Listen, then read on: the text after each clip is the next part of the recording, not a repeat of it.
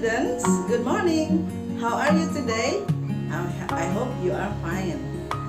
Today, you are going to study English with me, Mrs. Min, about narrative text. The students, have you heard about the story of Si Kancil?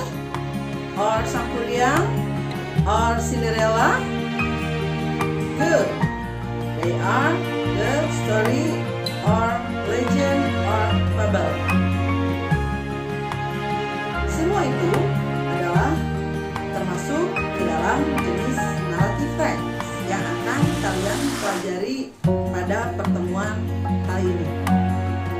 Untuk tujuan pembelajaran pada materi ini, kalian harus dapat yang pertama mengidentifikasi narrative text beserta dengan jenisnya. Kemudian kalian juga harus bisa menyebutkan tujuan, generic structure, dan juga language feature of narrative text.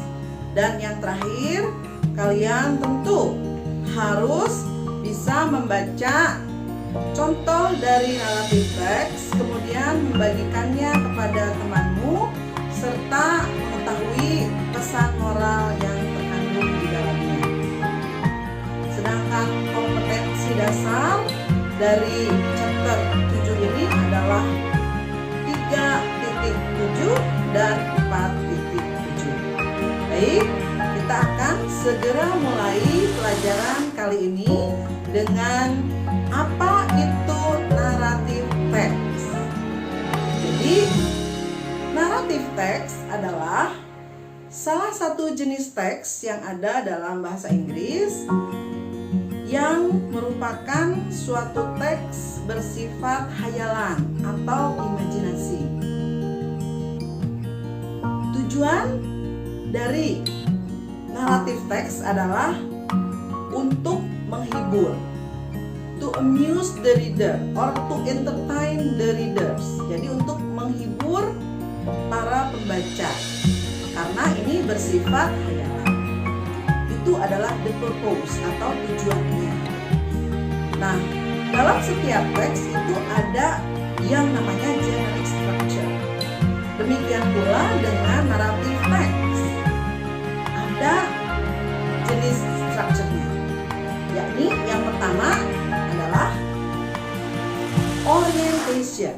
Di mana orientation itu merupakan suatu pengenalan, baik itu tokoh maupun latar atau setting dan waktu. Yang kedua adalah yang disebut dengan complication. Dalam narrative text yang dimaksud dengan complication itu adalah permasalahan atau konflik, di mana para tokoh di dalamnya mengalami suatu masalah. Berikutnya adalah resolution. Dari masalah tersebut tentu harus ada penyelesaiannya. Nah, di dalam resolution ini harus ditemukan penyelesaian dari konflik yang tadi dibuat.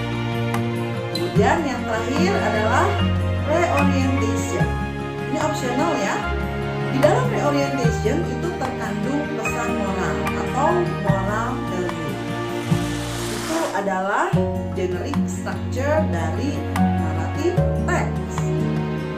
Nah, sekarang bagaimana language feature-nya atau unsur kebahasaan yang digunakan dalam narrative text?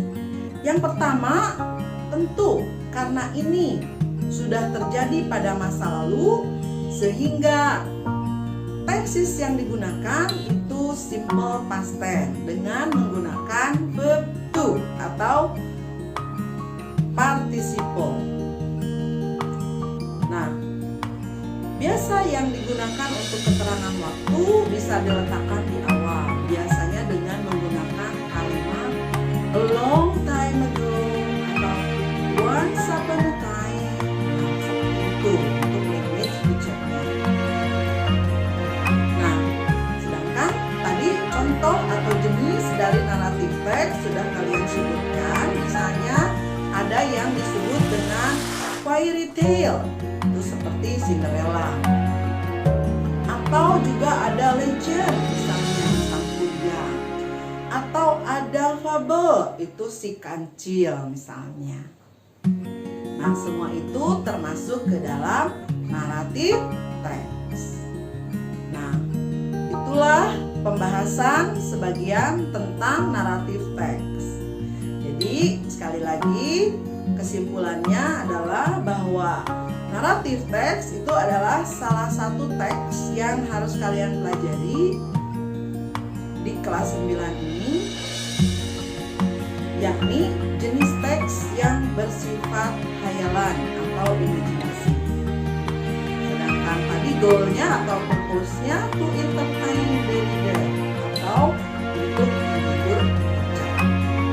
Sedangkan language feature-nya apa tadi? Yakni menggunakan verb to atau kata kerja untuk dan menggunakan keterangan waktu, biasanya long time ago atau bisa juga once upon a time, seperti itu ya.